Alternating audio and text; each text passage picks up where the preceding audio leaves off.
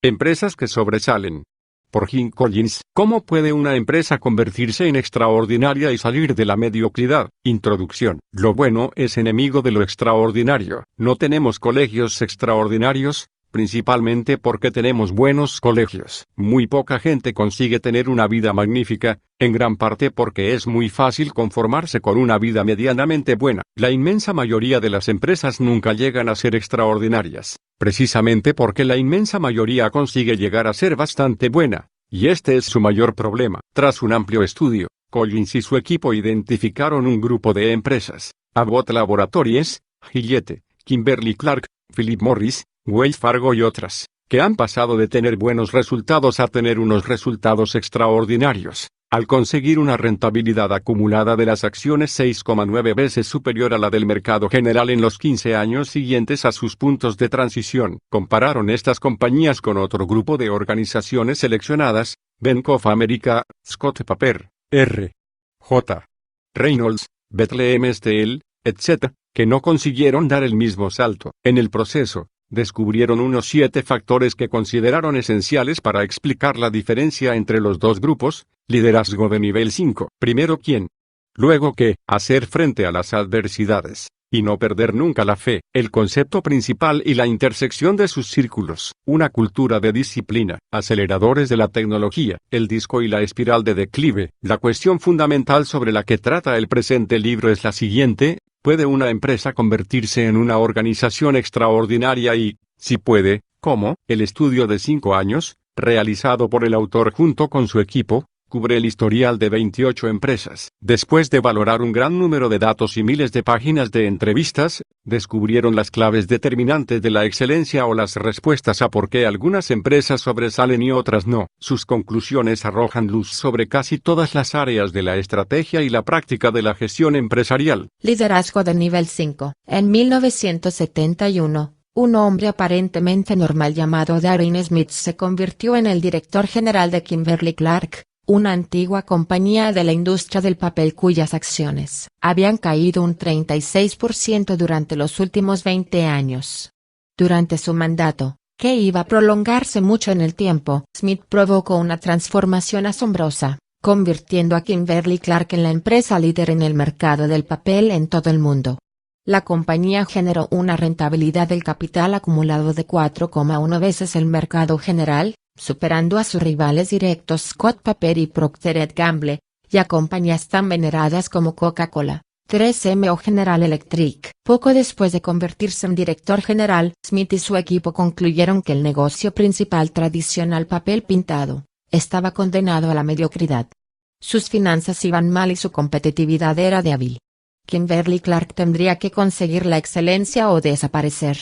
Smith, cual un general que quema sus barcos después de desembarcar y dejando una sola opción, anunció la decisión de vender los molinos de papel y lanzarse al negocio del papel de consumo, invirtiendo en empresas como Huggies y Kleenex. Los medios dijeron que la jugada había sido estúpida y los analistas de Wall Street rebajaron las acciones. No obstante, Smith nunca dio muestras de flaqueza. 25 años después, Kimberly-Clark era propietaria de Scott Paper y superaba a Procter & Gamble en 6 de 8 categorías de productos. Darren Smith destaca como ejemplo clásico del líder de nivel 5, un individuo que combina una humildad personal extrema con una voluntad profesional intensa. Los líderes de este tipo eran norma en las empresas extraordinarias estudiadas por Collins. Todos ellos se caracterizaban por ser individuos humildes que mostraron una gran determinación por hacer lo que fuera necesario con tal de convertir su organización en extraordinaria. Los líderes de nivel 5 son modestos y voluntariosos, humildes y valientes.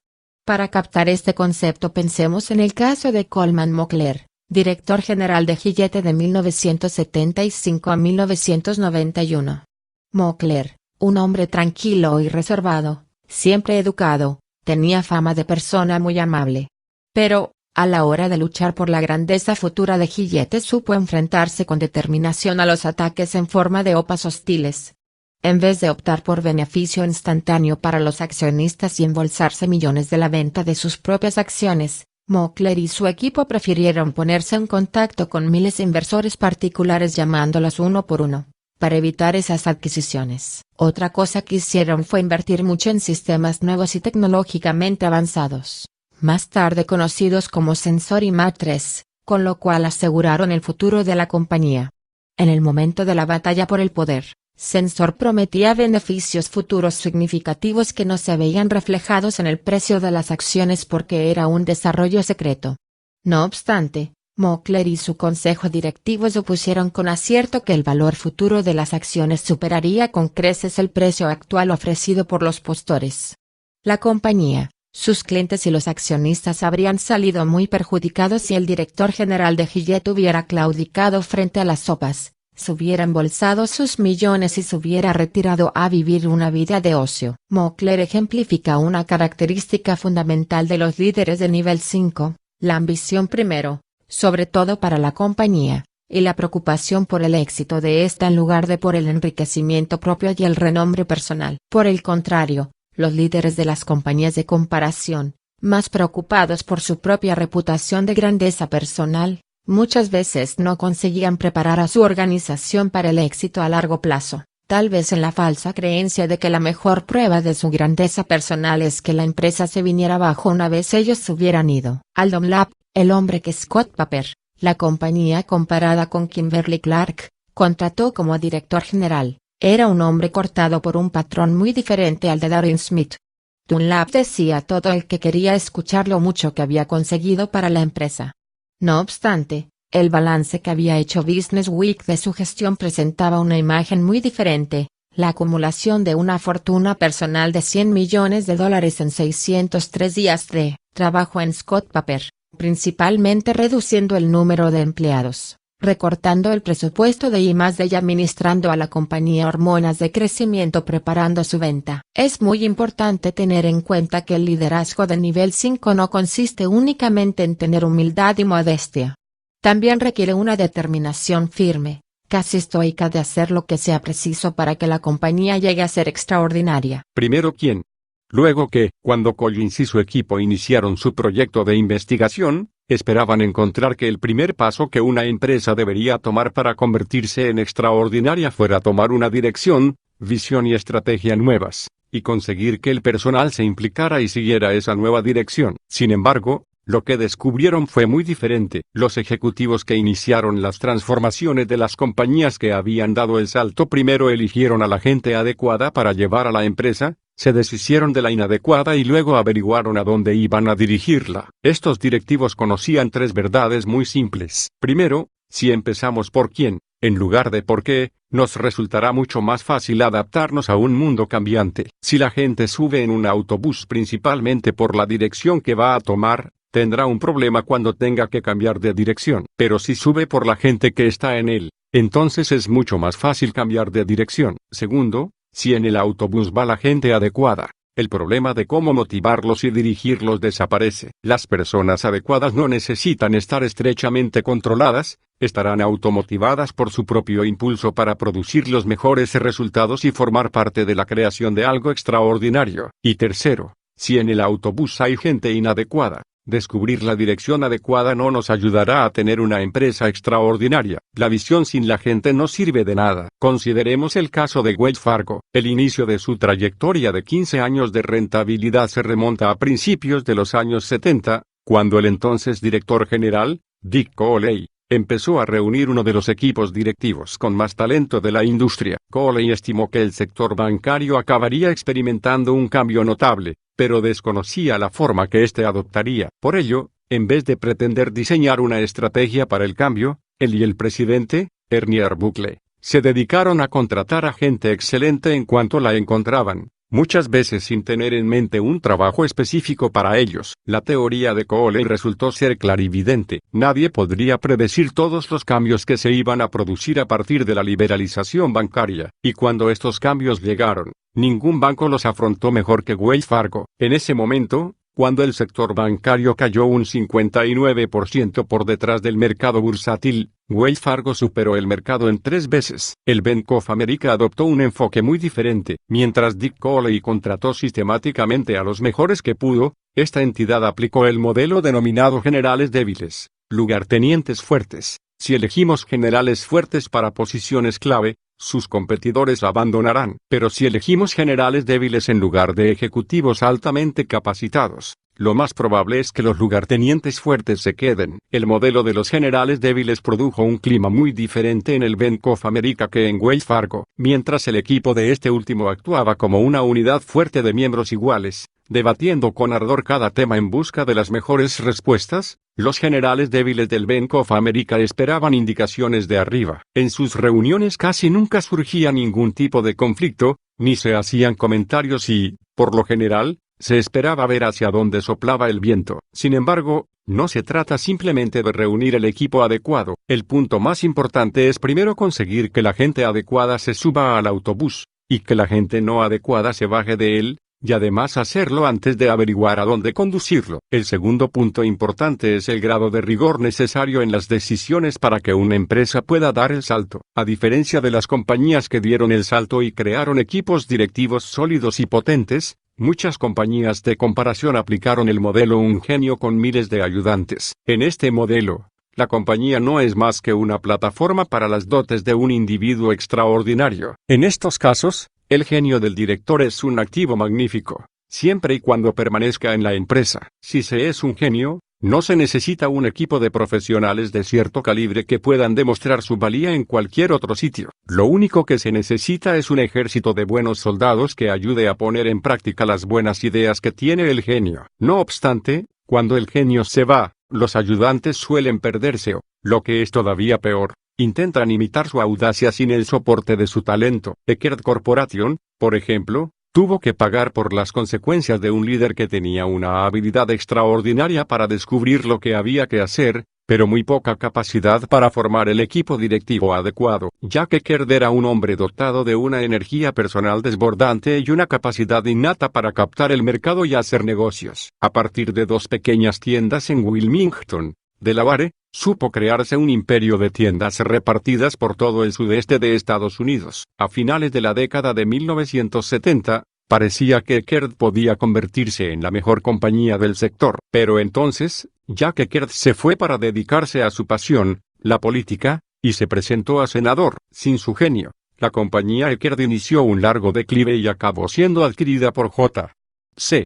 Penney. Collins y su equipo esperaban encontrar aquellos cambios en los sistemas de incentivos a directivos que estuvieran estrechamente relacionados con que una compañía pudiera dar el salto. Sin embargo, la única diferencia significativa que encontraron a este respecto fue que los ejecutivos de las compañías que habían dado el salto recibían una compensación económica ligeramente menor 10 años después de la transición que sus equivalentes en las todavía mediocres compañías de comparación. No es que la compensación ejecutiva fuera irrelevante, sino que para las empresas extraordinarias era una manifestación de primero quién. No se trataba de cómo compensar a sus ejecutivos, sino de a qué ejecutivos tenían que compensar en primer lugar. Si tenemos a ejecutivos adecuados en el autobús, harán todo lo posible para crear una compañía excelente, no por lo que puedan obtener a cambio, sino simplemente porque no pueden conformarse con menos. Su código moral es conseguir la excelencia por sí misma y en eso influye poco un paquete de compensación. La finalidad de un sistema de compensación no tiene que ser conseguir los comportamientos adecuados de las personas inadecuadas,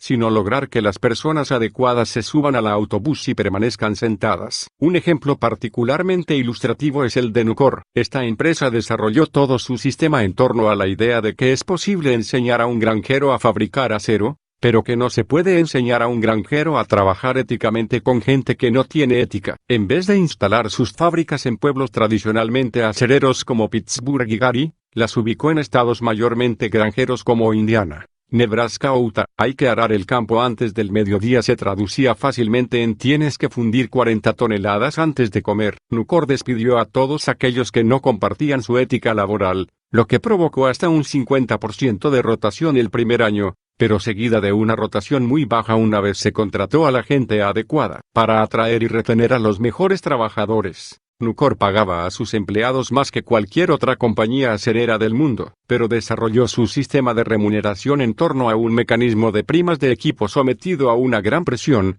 con más del 50% de la compensación del trabajador vinculada directamente con la productividad de su equipo de trabajo. El sistema de Nucor no pretendía convertir a la gente perezosa en trabajadores duros, sino crear un entorno en el que los que trabajaban duro pudieran prosperar y los perezosos pudieran bajarse del autobús o ser expulsados de él. Las compañías que han dado el salto dan la impresión de ser lugares en los que resulta muy duro trabajar, pero no son culturas crueles, son culturas rigurosas. Y la diferencia es fundamental. Ser cruel significa cortar y derribar, especialmente en momentos de crisis, o despedir a gente sin ningún tipo de consideración. Ser riguroso significa aplicar unos criterios adecuados en todo momento y a todos los niveles. Significa que los mejores no tienen que preocuparse por sus puestos de trabajo y pueden concentrarse totalmente en lo que hacen. Collins y su equipo han extraído de la investigación 3 disciplinas prácticas sobre lo que significa ser riguroso y no cruel. Disciplina práctica N. Indicador ordinal masculino 1. En caso de duda, no contratar. Seguir buscando. Ninguna empresa puede aumentar sus ingresos a mayor velocidad que su capacidad para conseguir el personal adecuado que sostenga ese crecimiento. Si el crecimiento de los ingresos es mayor que el de gente preparada en el seno de la empresa, esta nunca llegará a ser una gran compañía. Disciplina práctica N. Indicador ordinal masculino 2. Si sabemos que tenemos que hacer un cambio de personal, hagámoslo. En el momento en que sentimos que tenemos que controlar estrechamente a alguien, es que hemos cometido un error al contratarlo. Los mejores empleados no necesitan estar vigilados de cerca. Dejar que las personas inadecuadas se queden es injusto para con las personas adecuadas, ya que éstas, inevitablemente, deben tratar de compensar las carencias de las personas inadecuadas. Los buenos profesionales están intrínsecamente motivados por los resultados y, cuando ven que sus esfuerzos se ven afectados por tener que soportar una carga extraordinaria, al final acaban frustrándose. Disciplina práctica N. Indicador ordinal masculino 3. Destinar a los mejores las mejores oportunidades, no los problemas más graves. A comienzos de la década de los 60, R. J. Reynolds y Philip Morris obtenían la mayor parte de sus ingresos del mercado local. La teoría de R. J.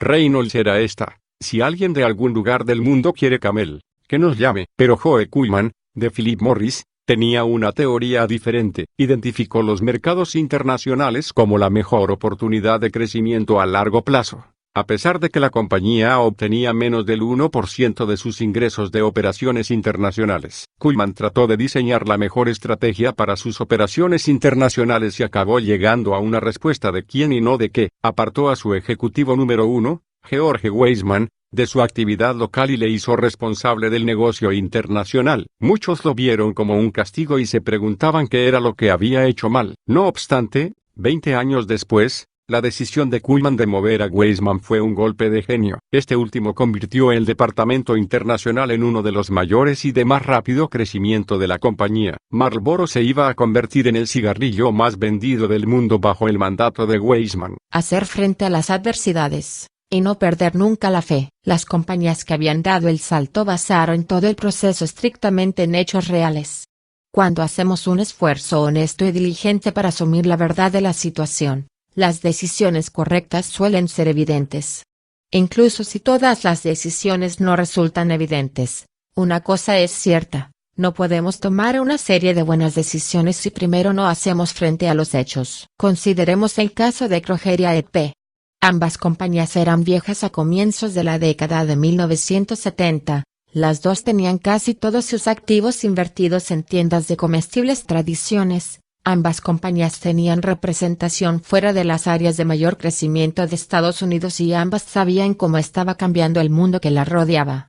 Y, sin embargo, una de ellas se enfrentó al hecho de tener que cambiar todo su sistema para responder a la realidad cambiante, mientras que la otra se quedó estancada. A principios de la década de 1950, AEP se constituyó como la mayor empresa de ventas al por menor del mundo y como una de las mayores corporaciones de Estados Unidos. Kroger, por el contrario, se constituyó como una cadena de tiendas de alimentación poco atractiva, con menos de la mitad del tamaño de AEP, y con una rentabilidad que a duras penas seguía el ritmo de la bolsa. Pero entonces, en la década de 1960, AEP empezó a titubear, mientras que Kroger sentaba las bases de su excelencia.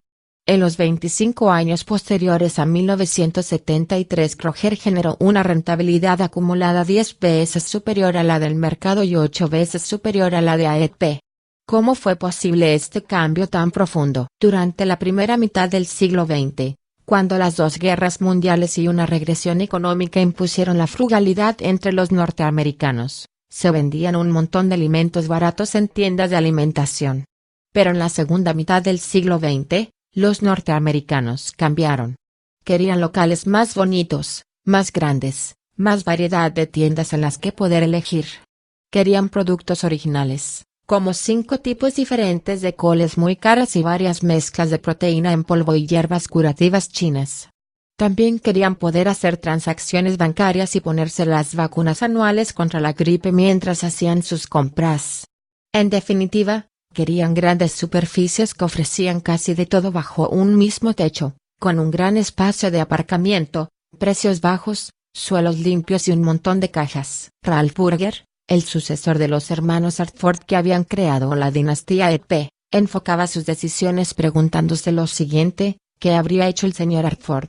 El modelo anticuado chocaba cada vez más contra la realidad cambiante y EP empezó un proceso de pasar de una estrategia a otra, rotando a los directores generales e introduciendo recortes radicales de precios, sin darse cuenta de que lo que querían los consumidores no eran precios más bajos, sino tiendas diferentes. Mientras tanto, Kroger se enfrentó a la realidad y asumió que el viejo modelo de la tienda de comestibles, que representaba el 100% de su negocio, se iba a extinguir.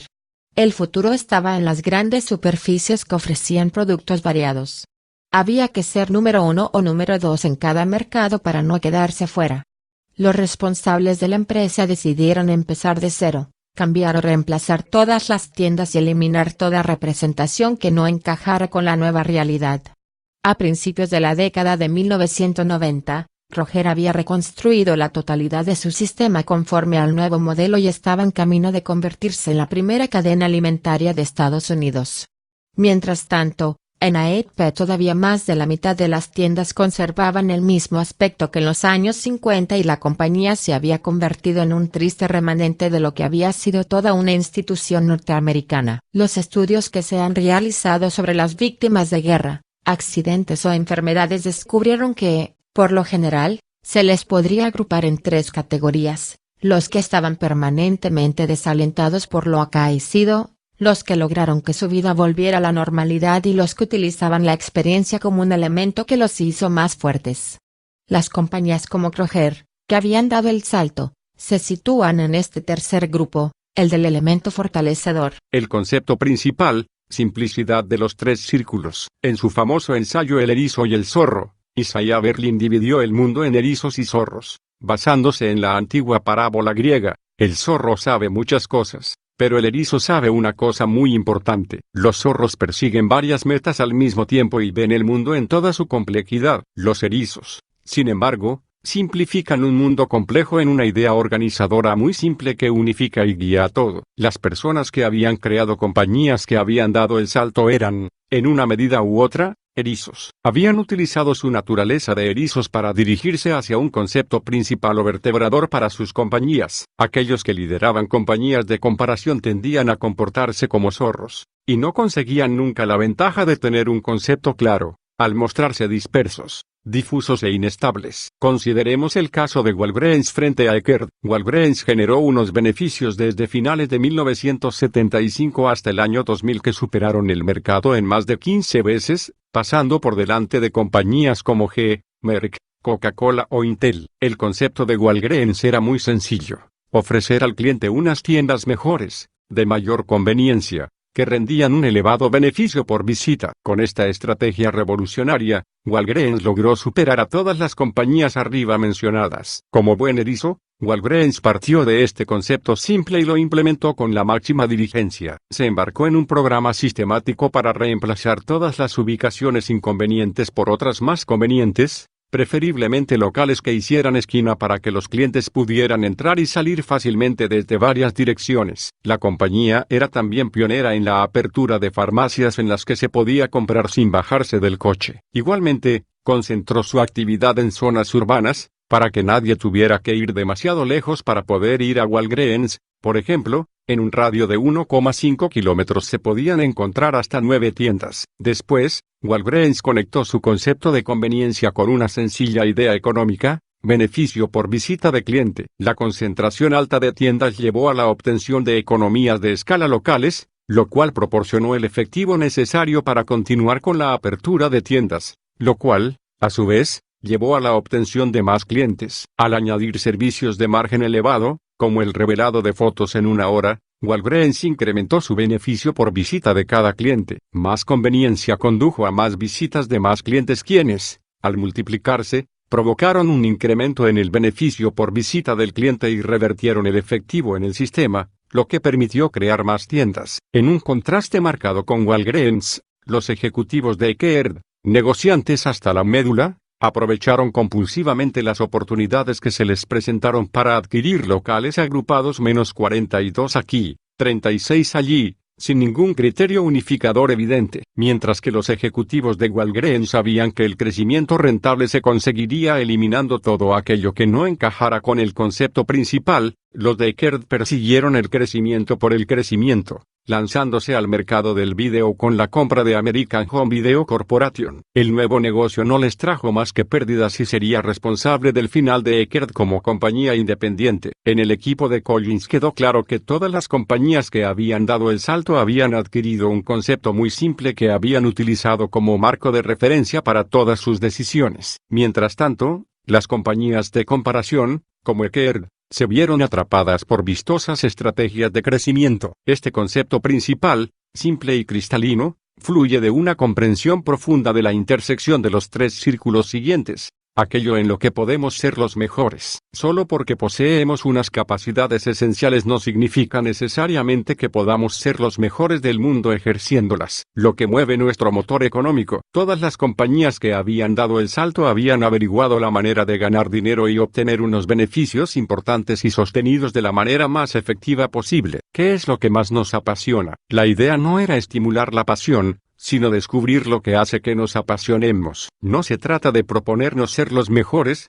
buscar una estrategia para ser los mejores o trazar un plan para ser los mejores. Simplemente, es saber en qué podemos ser los mejores. Esta diferencia es absolutamente crucial. A todas las empresas les gustaría ser las mejores en algo, pero muy pocas saben realmente aquello en lo que tienen posibilidad de ser las mejores y, no menos importante, aquello en lo que no pueden ser las mejores. Y es esta distinción la que destaca como uno de los contrastes principales entre las compañías que dieron el salto y las de comparación. Abbott, por ejemplo, comprendió en los años 60 que tratar de ser la mejor compañía farmacéutica ya no era una opción viable, porque perdieron la oportunidad ante sus competidores. No obstante, sabían que podrían destacar en la fabricación de productos médicos de asistencia sanitaria rentables. Con el tiempo, Abbott se convertiría en la compañía número 1 en productos nutricionales para hospitales y aparatos de diagnóstico, ambas áreas con efecto directo sobre la reducción de los costes médicos. Una cultura de disciplina. La disciplina,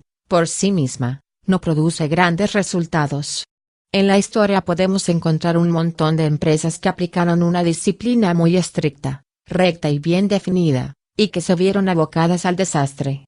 Lo importante es conseguir primero personas disciplinadas que hagan un razonamiento muy riguroso y que luego emprendan una acción disciplinada dentro de un marco de un sistema sólido diseñado en torno a una idea o concepto central. A todo el mundo le gustaría ser el mejor, pero muchas empresas carecen de la disciplina necesaria para averiguar con una claridad objetiva en qué pueden ser las mejores, y de la voluntad de hacer lo que sea necesario para transformar ese potencial en una realidad.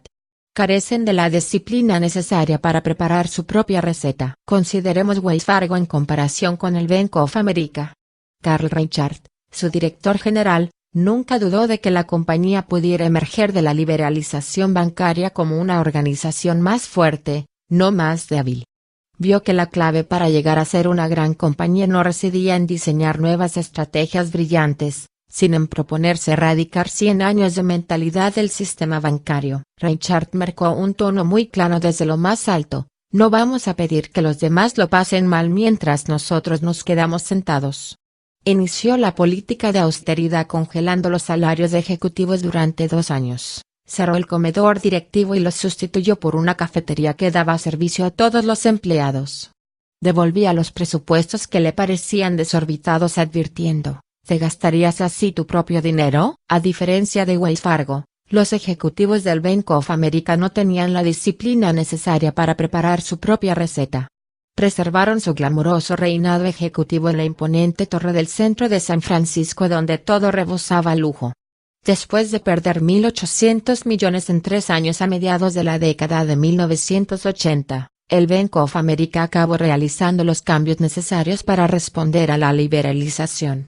Pero incluso en sus días más oscuros, el Bank of America no podía deshacerse de todo aquello que protegía a sus ejecutivos del mundo real. Aceleradores de la tecnología. Muchas de las compañías realmente extraordinarias de los últimos 100 años, desde Walmart hasta Walgreens, desde Procter & Gamble hasta Kimberly-Clark, tienen sus orígenes en muchas generaciones de cambios tecnológicos, ya sea la electricidad, la televisión o Internet, se han adaptado antes y han surgido extraordinarias. Las mejores empresas siempre saben adaptarse. El cambio inducido por la tecnología no es nada nuevo. La verdadera pregunta no es, ¿cuál es el papel de la tecnología? Sino, ¿en qué sentido las compañías que han dado el salto piensan de forma diferente respecto a la tecnología? Walgreens, por ejemplo, utilizó la tecnología como una herramienta para acelerar su evolución, vinculándola directamente a su concepto de tienda de conveniencia que incrementa el beneficio por visita de cada cliente. El caso de esta compañía refleja una pauta de conducta general. En todos los casos de compañías que dieron el salto, encontramos una sofisticación tecnológica. No obstante, nunca se ha introducido una tecnología por sí misma, sino que se aplicó de manera pionera tras una selección cuidadosa. Cuando se utiliza bien, la tecnología se convierte en un impulso acelerador, no en un creador de este. Las compañías que dieron el salto nunca empezaron sus transiciones con el uso de tecnología punta, por la simple razón de que no se puede hacer un buen uso de la tecnología hasta que no se sepa qué tecnologías son relevantes. Y las tecnologías relevantes solo pueden ser aquellas que están relacionadas directamente con los 3 círculos que se interseccionan en el concepto principal. En las compañías de comparación, sin embargo, ha quedado demostrado que la tecnología, por sí sola, no puede crear resultados extraordinarios sostenidos. Schiller, por ejemplo, hizo un uso muy bueno del diseño informático avanzado y de otras tecnologías de diseño, pero no aplicó estas tecnologías a un concepto claro. A medida que Schiller fue desviándose de los 3 círculos a mediados de la década de 1980, pasando a fabricar aviones Gulfstream y coches deportivos Maserati, ninguna tecnología avanzada, por sí misma, habría podido salvar a la compañía de otra caída masiva del mercado. La tecnología sin un ámbito de aplicación claro, y sin la disciplina necesaria para permanecer dentro de los 3 círculos, no puede convertir a una empresa en extraordinaria. El disco y la espiral de declive. Imaginemos un disco enorme, pesado, de metal macizo y montado horizontalmente sobre un eje y con un peso de más de 2.000 kilos. Imaginemos que tenemos que conseguir que el disco gire alrededor del eje lo más rápidamente posible y durante el mayor tiempo posible. Lo empujamos con un gran esfuerzo. Conseguimos que avance hacia adelante, moviéndose casi imperceptiblemente al principio. Seguimos empujando y, después de 2 o 3 horas de constante esfuerzo, conseguimos que el disco dé una vuelta completa. Seguimos empujando, y el disco empieza a moverse un poco más deprisa. Con cada vuelta que le damos va ganando más velocidad. Entonces, en un momento dado, el impulso juega a nuestro favor y lanza el disco hacia adelante. Su propio peso empieza a trabajar para nosotros. Cada vuelta del disco se va sumando al trabajo realizado anteriormente, multiplicando el esfuerzo invertido.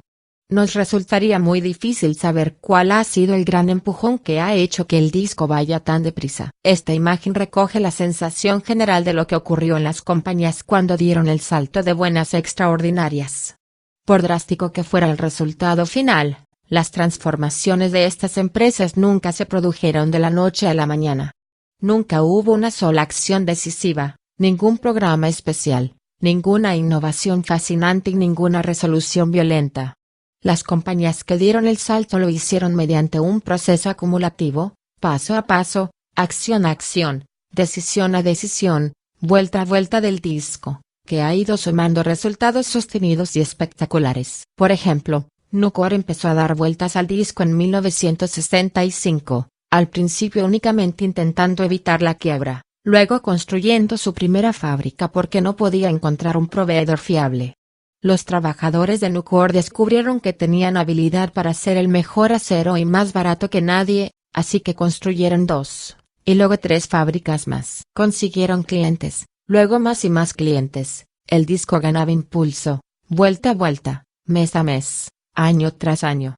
Luego, alrededor de 1975, los trabajadores de Nucor se dieron cuenta de que si seguían empujando el disco podrían convertirse en la empresa acerera más rentable y número 1 del mundo. Si dejamos que el disco haga su trabajo, no necesitamos comunicar fervientemente nuestros objetivos. La gente lo puede deducir por sí misma a partir del impulso del disco. Si seguimos haciendo esto, mirad a dónde podemos llegar. Cuando la gente decide por sí misma convertir el potencial en resultados, el objetivo se consigue prácticamente solo. Por el otro lado, encontramos un patrón de conducta opuesto en las compañías de comparación.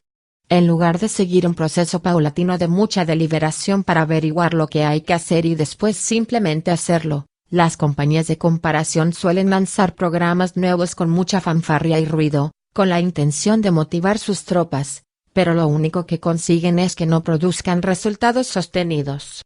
Empujan el disco en una dirección, entonces se paran, cambian de dirección, y empiezan a empujar en una dirección nueva, cambian de dirección y vuelven a empujar en otra dirección. Después de años de ir de aquí para allá, las compañías de comparación no consiguen crear un impulso sostenido y caen en una espiral de declive. Consideremos el caso de Warner Lambert. En 1979, esta compañía dijo en Business Week que quería convertirse en una empresa líder en productos de consumo. Un año después, dio un giro bastante brusco y dirigió su mirada hacia la atención sanitaria. En 1981, la compañía volvió a cambiar de dirección y volvió a la diversificación de la fabricación de productos de consumo. 6 años después, Warner Lambert dio media vuelta, alejándose de los productos de consumo para dedicarse de nuevo a la atención sanitaria, perdiendo más dinero en publicidad que en I+D. A principios de los 90, como reacción a la reforma sanitaria de Clinton, la compañía volvió a cambiar de dirección y volvió a la diversificación de las marcas de consumo. De 1979 a 1998, Warner Lambert sufrió 3 importantes reestructuraciones, una por cada director general que tuvo en el mismo periodo, y despidió a 20.000 trabajadores en su intento por conseguir resultados revolucionarios.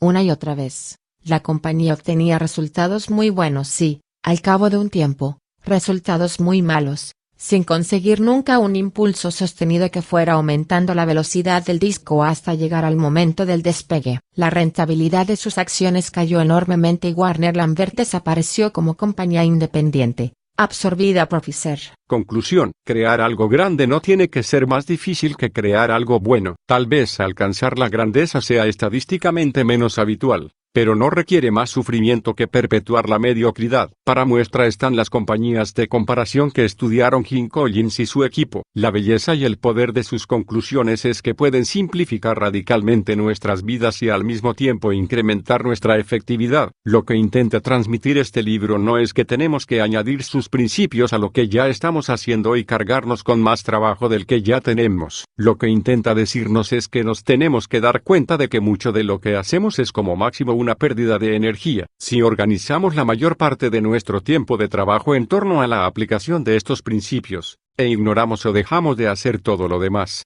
nuestras vidas serán mucho más simples y nuestros resultados mejorarán considerablemente.